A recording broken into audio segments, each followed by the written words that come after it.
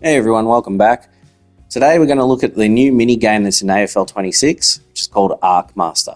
Basically, you have set shots at goal, getting a multiplier each time you kick it, and trying to score the most points that you can in the game.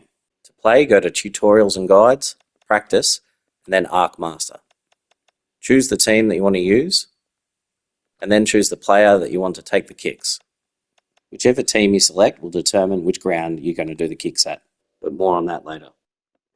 For the minigame, you place at various locations around the forward 50 to have set shots at goal. Each time you get a goal, you'll get 6 points. Every time you get it behind, you get 1 point. But importantly, every time you kick a goal, your multiplier will go up, so that your next kick will get even more points towards your total score.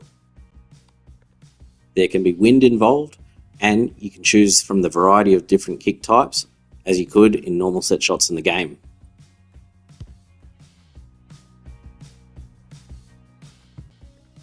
At the top right, you can see your total score as well as the current multiplier. As I said before, every goal gets an increased multiplier. However, if you don't kick the goal, the multiplier will reset back down to 1 and you'll have to start building it up again. I found that the ball can bounce through and it will still count as a goal. However, sometimes if it takes too long to bounce through, it'll time out and count as a miss. Down the bottom right, you can see how many balls you have remaining. This will only decrease when the multiplier is on 1 and you happen to miss. It won't decrease when your multiplier is higher than 1 and you miss. You just lose the multiplier. When you run out of balls, the game is over and you'll get an overall score and a rating for that score. It'll be interesting to see in the community what people can get to. Post in the comments what you managed to get. As I said at the start, the different teams you choose will determine which ground you do the kicks at. If you want to have kicks at the Gabba, play as Brisbane. If you want to be at Adelaide Oval, Adelaide or Port Adelaide. And if you want to have a kick at the non-major stadiums, choose a team from the VFL or the Sandful or the Waffle, and then you can play at some of these smaller stadiums.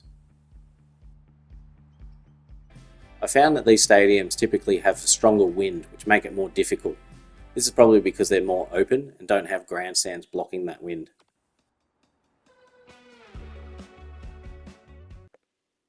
You can also use this mode to select players that have specific set shot styles. Like for instance here, Jeremy Cameron will have his set shot style, as do many other major players in the game. Give it a go, practice some of the more unique styles, and also the different harder set shot types. It's a great way to master set shots, and it's a cool little fun game that's now been added. Let me know what high scores you get. Enjoy!